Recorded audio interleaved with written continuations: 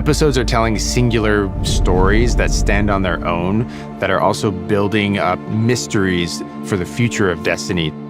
For the episodes, we introduced this single object of immense power. An echo is a direct result of the battle with the witness. All of the darkness that was holding it together exploded out, colliding with the matter-making properties of light, manifesting all of these different memories inside of the witness. This collision of darkness and light created this explosion, and so these echoes spread across the galaxy.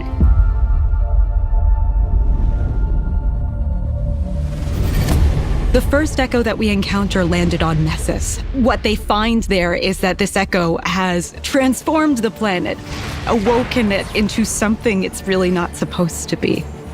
So we go down to Nessus, and we immediately realize that the Vex are acting a little strange.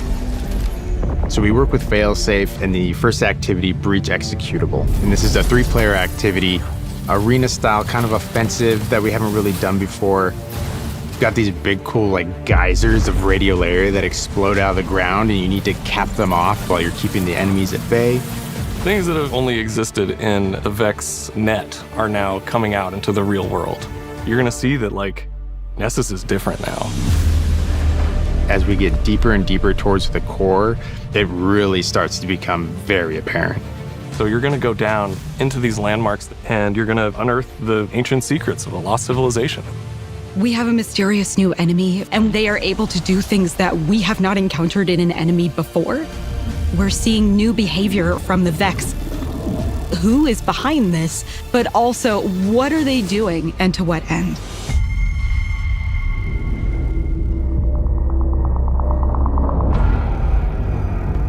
Revenant is gonna be very Fallen themed. The Fallen don't have a home planet anymore. Reese has been gone for a long time, and they've been looking for a new home across the galaxy.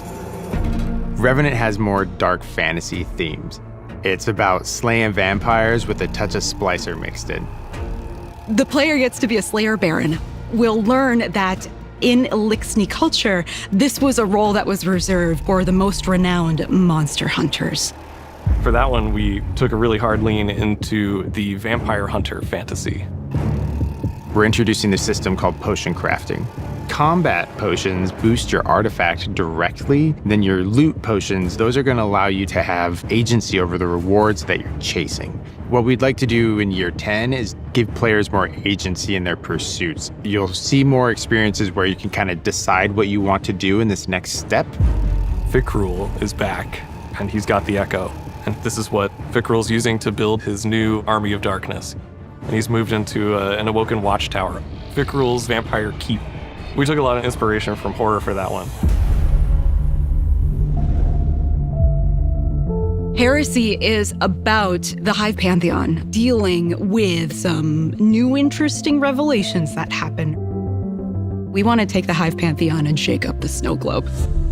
It means that we want to take the existing relationships that we see inside of it and put them through such a stress test that they come out changed.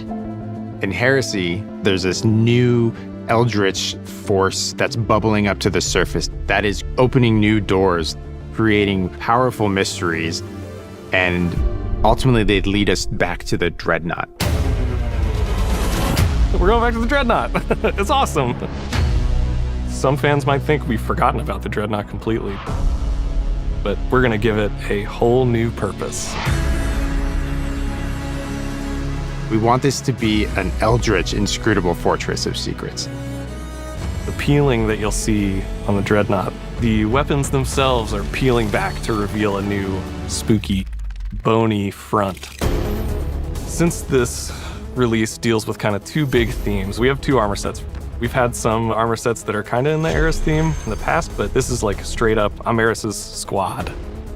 And then the Hive Ship Navigator armor set explores like, what if we were driving the ship? What if we were the navigators?